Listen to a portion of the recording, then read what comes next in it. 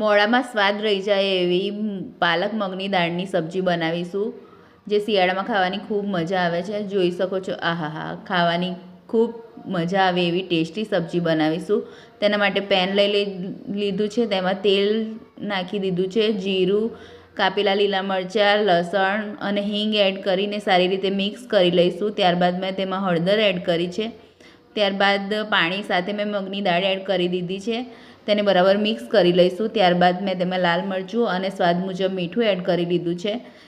તેને સારી રીતે મિક્સ કરીને મેં થોડું બીજું પાણી એડ કરી દીધું છે અને દાળને 3-4 મિનિટ માટે આપણે ઢાંકીને ચડવા દઈશું.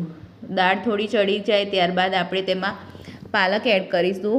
પાલકને બી ઢાંકીને 3-4 મિનિટ માટે સારી રીતે ચડી જાય ત્યારબાદ આપણે તેમાં એક તડકો એડ કરીશું પાલકની દાળ ઉપર નાખવાનો.